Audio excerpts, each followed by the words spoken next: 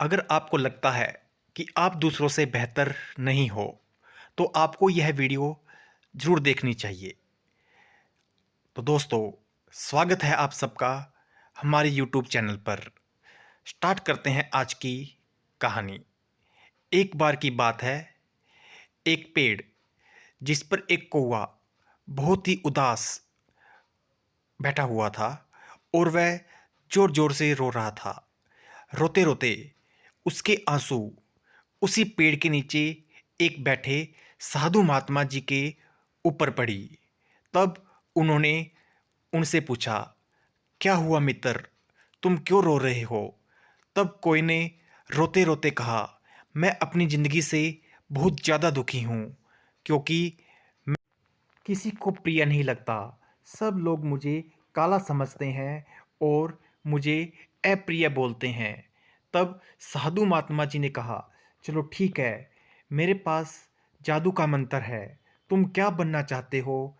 तुम इसकी खोज कर कर आओ। तब कौआ उड़ते उड़ते एक हंस के पास पहुंचा और वहां पर जाकर बोला, हंस, तुम अपनी ज़िंदगी से खुश हो ना? तुम्हारा रंग कितना सफ़ेद है और तुम देखने में कितने सुंदर लगते हो। तब हंस ने हंसते हुए कहा, तुम पागल हो गए हो? मैं अपने इस सफ़ेद रंग से बिल्कुल भी खुश नहीं हूँ। तुम्हें पता है, सफ़ेद रंग मरने के बाद पहना जाता है और मुझे अपने रंग से बिल्कुल भी प्यार नहीं है। तो कोई ने पूछा, तो तुम्हें कौन अच्छा लगता है? तुम क्या बनना चाहते हो? तब हंस ने कहा, मैं तोता बनना चाहता हूँ, क्योंकि तोता जिसके पास इस प्रकृति के सभी रंग है। तब वह कौवा वहाँ से चला गया। अब वह एक तोते के पास जा पहुँचा और उस तोते के पास जाकर बोला, हे मित्र, तुम कितने सुंदर लग रहे हो। तुम्हारा रंग कितना अच्छा है। तुम्हारे रंग में इतने ज़्यादा रंग हैं जो सबको मनमोहक लगते हैं। तब उस तोते ने कहा, हाँ, मेरे पास बहुत से रंग हैं, लेकिन मेरे से भी ज़्यादा रंग मोर के पास होते हैं। इसलिए मैं भी तोता नहीं बनना चाहता। मुझे अगर मोर बनने का मौका मिल जाए तो मुझे और भी ज़्यादा अच्छा लगता। मैं अपने आप में खुश बिल्कुल भी नहीं हूँ, क्योंकि लोग मुझे पिंजरे में बंद कर देते हैं और वहाँ पर मुझे कैद होकर रहना पड़ता है, जो मुझे बिल्कुल भी अच्छा नहीं लगता। मुझे आज़ादी पसंद है, इसलिए मैं तोता बनकर बिल्कुल भी खुश नहीं हूँ। तब उस कोए ने पूछा, तो तुम्हें क्या पसंद है? उसने कहा, मुझे मोर बनना पसंद है, क्योंकि मोर के पास कितने ज़्यादा रंग है, मुझसे भी ज़्यादा रंग है, जिसे देखने के लिए लोग दूर दूर से आते हैं और मोर को देखते हैं। अब वह कौवा उड़ा और मोर के पास पहुंच गया। तब मोर को जाकर बोला, तुम्हारा रंग कितना सुंदर है, तुम्हारे पंख उससे भी ज़्यादा मनमोहक है, तुम्हें सभी लोग पसंद करते हैं। तब मोर ने कहा, ये तुम क्या बात कर रहे हो?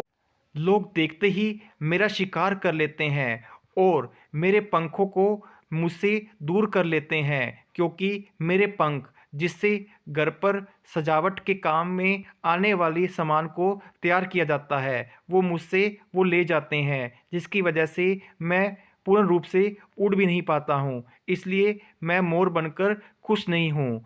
तब उस कोई ने पूछ ही लिया, तो तुम आखिर क्या बनना चाहते हो? तब मोर ने कहा, मैं तुम जैसा बनना चाहता हूँ। मैं एक कौवा बनना चाहता हूँ, क्योंकि तुम्हें कोई कैद भी नहीं करता और तुम काले हो, इसलिए लोग तुम्हें पिंजरे में भी नहीं रखना चाहते और तुम बिल्कुल आज़ाद हो, तुम कहीं भी जा सकते हो। लेकिन अगर मैं थोड़ा-सा भी उड़ने की कोशिश करता हूँ और मेरे पंख देखकर लोग मेरा शिकार कर लेते हैं, इसलिए मैं कौवा ही बनना चाहता हूँ। अब वह कौवा इस बात का उत्तर सुनकर वापिस उन साधु महात्मा जी के पास चला जाता है। तब वहाँ पर जाकर उन्हें कहता है कि मुझे भगवान ने सबसे अच्छा रूप दे रखा है, मैं इसे नहीं बदलना चाहता, मैं इससे ही बिल्कुल खुश हूँ।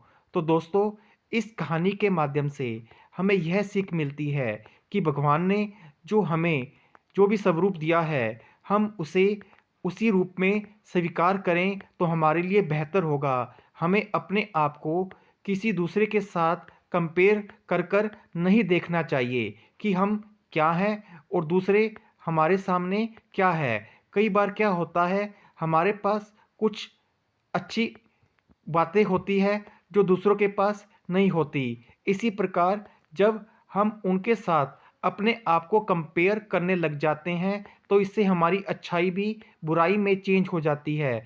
इसलिए कभी भी हमें अपनी कंपेयर दूसरों के साथ नहीं करना चाहिए। जो हमें मिला है वह हमारे लिए पर्याप्त होना चाहिए, तभी हम अपने आप को सफल बना पाएंगे।